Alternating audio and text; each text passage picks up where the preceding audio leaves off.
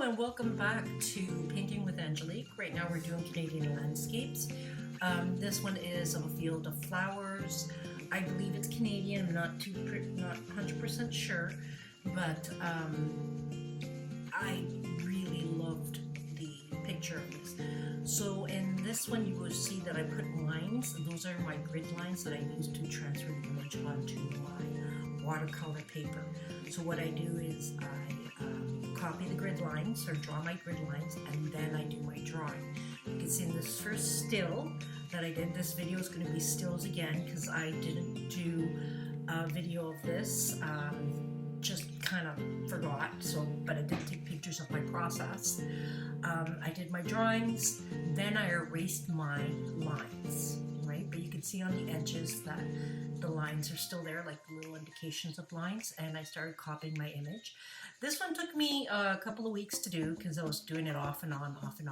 I was showing my class how I was doing it as well.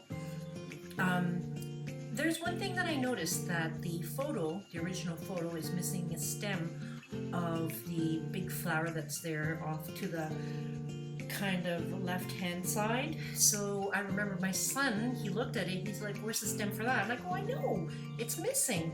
So at the end I did add it. So as we're continuing on with this, you do your drawing with the pencil, then I added my masking fluid, and you will see that in the next few stills. What I find is nice about doing the stills this way is that you can stop and copy anything you want to, or look on how my process is. It's not the same as seeing my hands, but you could still see what I did. So I added the masking fluid on the flowers and on the section at the bottom because I wanted to create more of a designy look. I did add masking fluid on the top corners, but I did change my mind later on.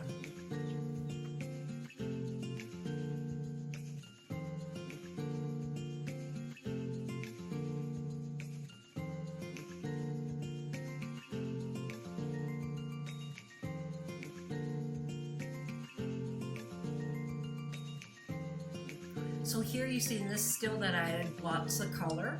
I started using cerulean blue for the sky, and then I started adding some Payne's gray to indicate more of a darker tone, because it is more of a mid-evening dusk, I would say more of a dusk kind of image.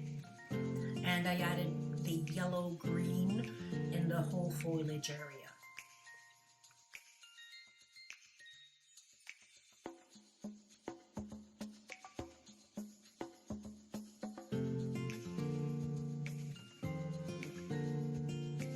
In this still, you see that I added a little bit darker green, which is a sap green mixed with a little bit of Payne's gray to get that tone, because I wanted to indicate the background part. You will see that I have changed the foliage quite a few times in this one because I wasn't satisfied with it.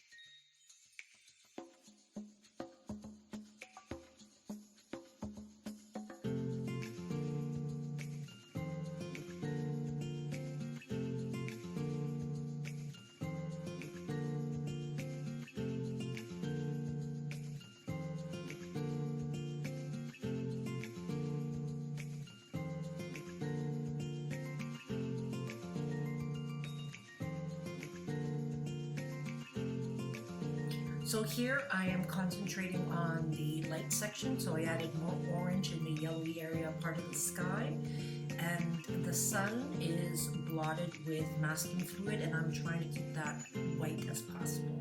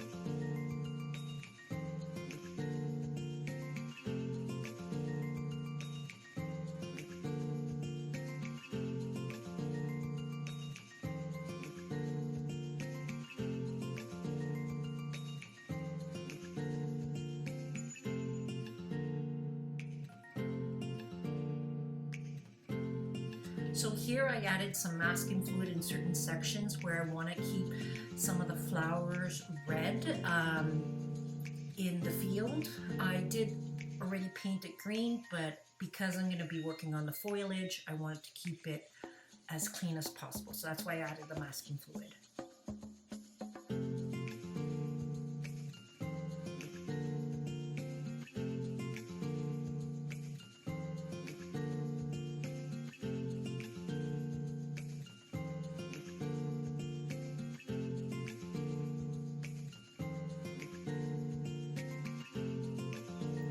Here I added darker green, so I did use my sap green a little bit with the bluish green that's there on the top right hand corner.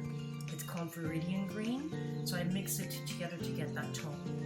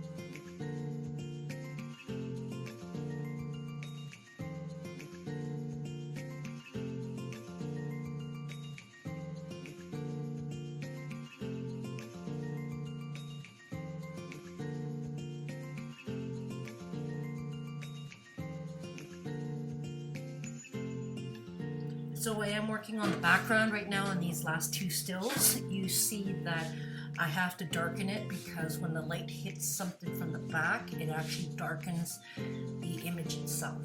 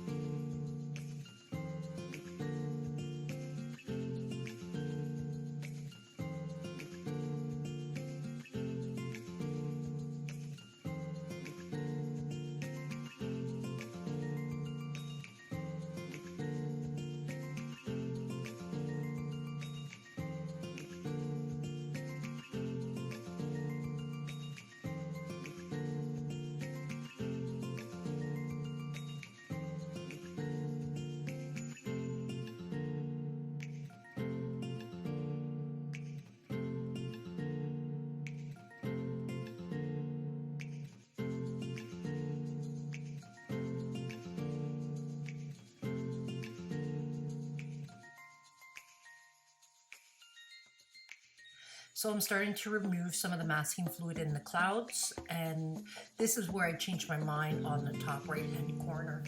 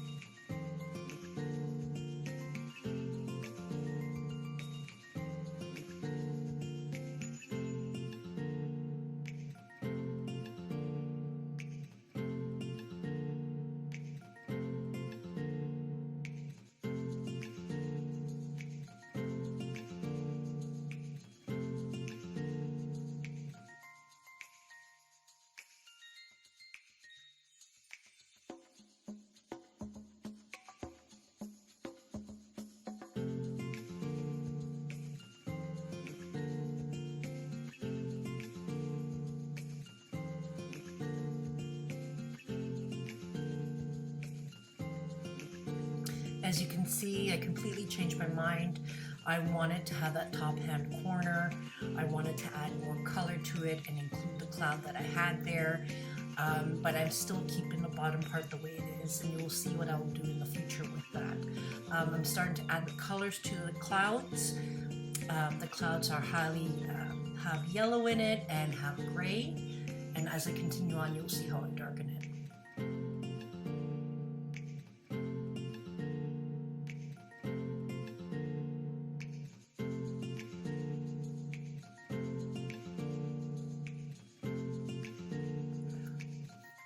So in this still, I removed the masking fluid from the flowers, and I'm going to start to do the petals, and I'm going to do it in the red tone that I have, which is the cadmium red, but it's going to be a very light wash. And now you can see how my leaves are turning, which later on as I work on it, which I believe I did too much, it's just not working out for me, and that's when I change my mind.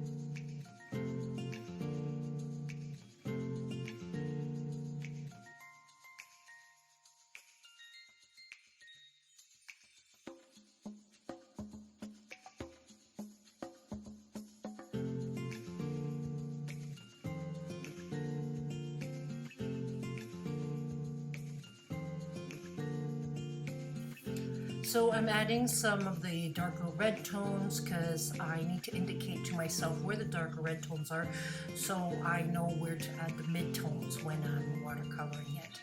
And as you can see, the image is starting to build up. I start to work more the leaves, and this is the part where I wasn't satisfied.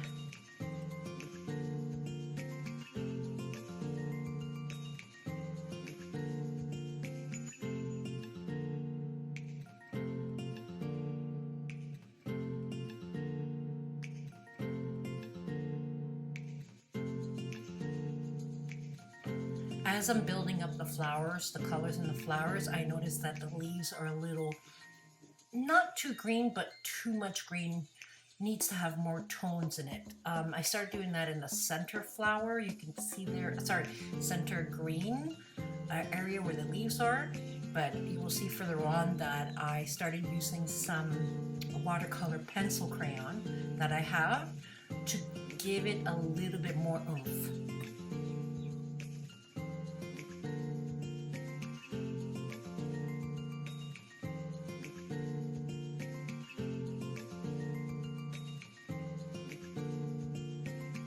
When you're working on a larger scale image, or when you're working on an image itself on its own, you always want to work on everything at the same time. You do section by section, but as you're building up a color and you're adding your midtones and all that, you notice that some areas need to be lightened and some areas need to be darkened. So if you notice that my foliage, I started to lighten some areas here so they pop out a little bit more. And my flowers did get a little darker, like in the red, because again, we have the sun from the background, and I did remove the masking fluid from there. So I added some of the very bright yellow that I have to the sun. As well, you notice where I had the masking fluid at the bottom, I started blending out some of the greens to give it a wash.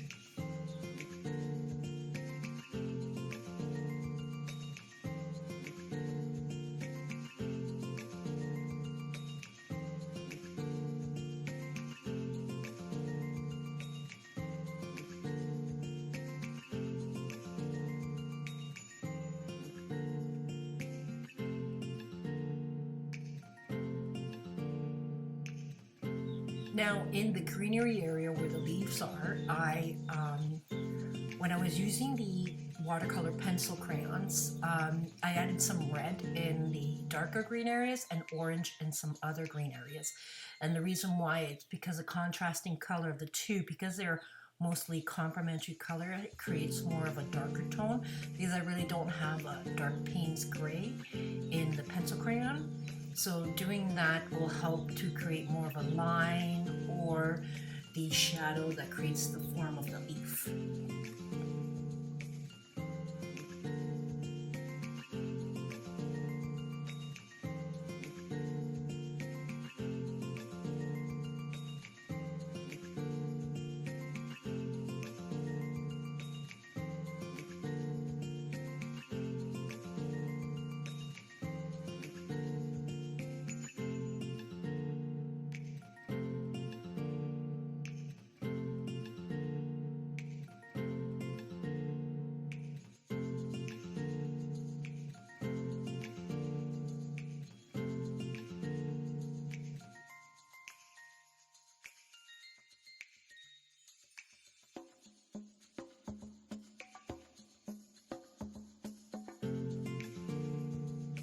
So here's my final. I took a picture of it and I left it a little longer here so you can stare at it, pause it, copy it if you want.